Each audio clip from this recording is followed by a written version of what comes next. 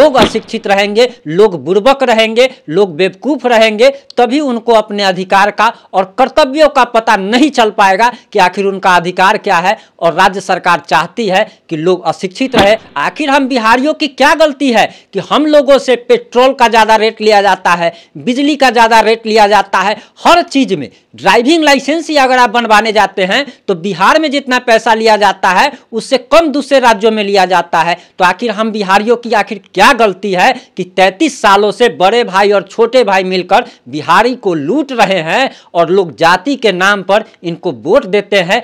आखिर शर्म आती है खुद को बिहारी कहते हुए। और कभी कभी तो ऐसा लगता है कि जैसे मैंने ही नहीं, लाखों करोड़ों लोगों ने अपने पिछले जन्म में बहुत बड़ा पाप किया था, बहुत बड़ा गुनाह किया था, जिसकी सजा भगवान ने इस जन्म में उसको बिहार में पैदा करके किया है, जन्म देकर किया है, बिहार की धरती पर जन्म देकर के किया है। और ऐसा हम क्यों कह रहे हैं, इसके पीछे एक बहुत बड़ा कारण है। आप सभी से निवेदन है कि पूरी वीडियो को अंत तक देखिएगा और जाति धर्म के बंधन से ऊपर उठकर किसी राजनीतिक पार्टी का सपोर्टर न बनकर एक आम इंसान के रूप में इस वीडियो को अंत तक देखिएगा। और ये हमारा दर्द नहीं है, हम लाखों बिहारियों का दर्द बताने आए हैं और इसको जरा ध्यान से सुनिएगा। सबसे बड़ी बात तो यह है कि एक बहुत बड़ा खुलासा हुआ है कि 10,000 करोड़ शराबबंदी के आड़ में 10,000 करोड़ रुपया प्रति महीने सरकार कमा रही है। और इसके बारे में कुछ पुख्ता सबूत भी एक व्यक्ति ने पेश किए हैं, जो कि हम आगे आपको अपनी रिपोर्ट में बताएंगे। लेकिन सबसे पहले हम इस बात पर चर्चा कर लेते हैं कि आखिर मुझे ये क्यों कहना पड़ा, उस व्यक्ति को क्यों कहना पड़ा जो हर अपने वीडियो में जय जय बिहार कहता है, उस व्यक्ति को आखिर ये क्यों कहना पड़ रहा है कि मुझे बिहारी कहने में शर्म आ रही है। मुझे लगता है कि मैंने जरूर कोई पिछले जन्म में पाप किया है या इसी जन्म में पाप किया है जो मैं बिहार में जन्म लिया हूँ, ये इसलिए कहना पड़ रहा है। दरअसल अभी आपकी स्क्रीन पर एक तस्वीर चल रही होगी, इस तस्वीर को जरा गौर से देखिए, इस तस्वीर को जरा गौर से देखिए और ये सोच करके देखिए कि इस ठेले पर कोई दूसरी महिला नहीं बल्कि आपके परिवार की कोई महिला सदस्य लेटी हुई है। दरअसल आपको बताते चले कि बिहार की स्वास्थ्य व्यवस्था इतनी बदहाल है कि अस्पतालों में एम्बुलेंस की सुविधा तो उपलब्ध नहीं थी, अब स्ट्रेचर की भी सुविधा उपलब्ध नहीं है। और आप तस्वीरों के माध्यम से देख पा रहे होंगे कि बीमार महिलाओं को, मरीजों को कैसे ठेला पर ले जाया जा रहा है। और ये राज्य सरकार और जो स्वास्थ्य मंत्री है और साथ में जो कि डिप्टी सीएम भी है तेजस्वी यादव को शर्म आनी चाहिए और चुल्लू भर पानी में डूबकर मर जाना चाहिए। और शर्म आती है कुछ वैसे लोगों पर भी जो कि इन लोगों को वोट करते हैं सिर्फ जाति के नाम पर जिताते हैं। कभी ये नहीं सोचते कि आखिर स्वास्थ्य व्यवस्था, शिक्षा व्यवस्था आखिर हमारा हक है कि नहीं, ये अधिकार हमारा है कि नहीं। आप जरा सोचिए कि अभी जो पटना हाई कोर्ट ने आदेश दिया है और उसने पिछले साल ही अगस्त को 3 अगस्त 2022 को आदेश दिया था कि हर अस्पताल में CT scan machine, MRI machine की सुविधा उपलब्ध कराई जाए, लेकिन राज्य सरकार और स्वास्थ्य विभाग उपलब्ध नहीं करा पाई, जिसको लेकर 3 हफ्ते का हाई कोर्ट ने तेजस्वी यादव को अल्टीमेटम दे दिया था। और एमआरआई मशीन और सीटी स्कैन मशीन तो बहुत दूर की बात है। अब जरा देखिए, इस तस्वीर को देखकर रोना आता है कि एक मरीज जो है उसको लाने और ले जाने के लिए ना तो स्ट्रेचर की सुविधा उपलब्ध है, ना एम्बुलेंस की सुविधा उपलब्ध है। और तेजस्वी यादव ताल ठोक कर कहते हैं कि जाति जनगणना तो हम कराएंगे ही कराएंगे, जाति जनगणना हम कराएंगे ही कराएंगे, किसी कीमत पर कराएंगे। वो लालू प्रसाद यादव जो कि अब एकदम बूढ़े हो चले हैं और कब क्या हो जाए उनके साथ भगवान जाने, वो व्यक्ति ताल ठोक कर कहता है कि नहीं, जाति जनगणना हम कराएंगे ही कराएंगे। क्या तेजस्वी यादव ने और उनके पिता जो कि चारा चोरी के सजायाफ्ता मुजरिम है और सजायाफ्ता है, बेल पर बाहर है, क्या उन्होंने कभी ऐसा कहा कि हम बिहार की स्वास्थ्य व्यवस्था सुधारेंगे, बिहार की शिक्षा व्यवस्था सुधारेंगे और किसी कीमत पर सुधारेंगे? आखिर जाति जनगणना से हमें कोई दिक्कत नहीं है, हम जाति जनगणना की चर्चा सिर्फ इसीलिए कर रहे हैं कि जो राज्य सरकार राजस्व ना होने का, पैसे ना होने का रोना रोती है, आखिर अगर कोई व्यक्ति कहता है कि हमारे पास खाने के लिए नहीं है और वह व्यक्ति अगर 50,000 का मोबाइल लेकर के घूमे, तो आप समझ सकते हैं वही जो है दोहरापन जो है सरकार के रवैये से नजर आता है कि आखिर जो सरकार कहती है कि हमारे पास पैसा नहीं है, वो सरकार 500 करोड़ रुपया सिर्फ ये जानने के लिए खर्च करती है कि किस क्षेत्र में किस जाति के लोग कितने हैं। जो राज्य सरकार नीतीश कुमार और तेजस्वी यादव अपने राज्य में स्वास्थ्य व्यवस्था में एक स्ट्रेचर की सुविधा उपलब्ध नहीं करा पाते हैं, 3-4 हज़ार रुपये का स्ट्रेचर आता है, वो जो नीतीश कुमार और तेजस्वी यादव लाखों रुपए खर्च करके प्राइवेट जेट से ममता बनर्जी से मिलने कोलकाता जाते हैं, अरविंद केजरीवाल से मिलने दिल्ली जाते हैं और देश के कई राज्यों का दौरा करते हैं, प्राइवेट जेट से लोगों के टैक्स के पैसे का, उन खून पसीने से दिए हुए टैक्स की कमाई से, और तब जनता कहती है कि नहीं जाति जनगणना होना चाहिए। तो ये काफी दुर्भाग्यपूर्ण, शर्म आती है ये कहते हुए भी कि हम उस देश के निवासी हैं, हम उस देश के निवासी हैं जिस देश में एक 4th ग्रेड के कर्मचारी को सरकारी नौकरी के लिए या प्राइवेट नौकरी के लिए कम से कम ग्रेजुएशन की डिग्री की जरूरत होती है, लेकिन इसी देश में और इसी राज्य में एक नेता,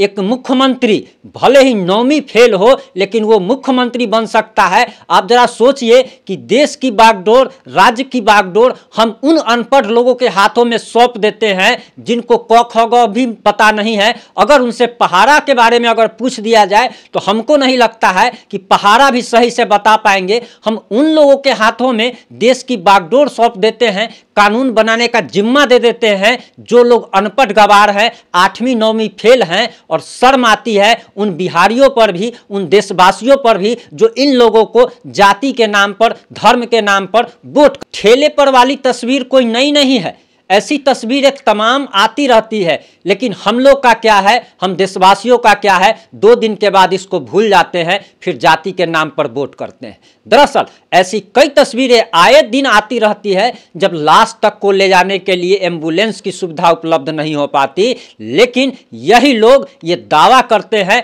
कि हम बहुत कुछ कर रहे हैं। आपको एक जानकारी नहीं होगी, वो जानकारी आपको हम दे रहे हैं कि पहले सरकारी अस्पतालों में दवाई का या जो भी सुविधाओं का जो जिम्मा होता था सप्लाई का, वो डीएम के माध्यम से होती थी, लेकिन राज्य सरकार ने एक नया नियम बनाया कि अब जो स्वास्थ्य मंत्री रहेंगे उनके माध्यम से ही जो भी सरकारी अस्पताल है, चाहे वो इंसान का अस्पताल हो या जानवर का अस्पताल हो, वहाँ की जो भी दवाइयाँ या जो भी सप्लाई का जो भी है वो सब मंत्री द्वारा होगा। और मंत्री जी तो क्या करते हैं, सभी को पता है कि मंत्री जी अरबों खरबों रुपए डकार जाते हैं और उबासी तक नहीं लेते, उबासी तक नहीं लेते और डकार जाते हैं। आखिर राज्य की स्वास्थ्य व्यवस्था कैसी है आप सभी लोग जानते हैं, जहां पे दवाइयों तक उपलब्ध नहीं हो पाती है और उसी राज्य के मुख्यमंत्री और उसी राज्य के डिप्टी सीएम ये दावा करते हैं कि हमने स्वास्थ्य व्यवस्था सुधार दी है, हमने शिक्षा व्यवस्था सुधार दी है। और उसी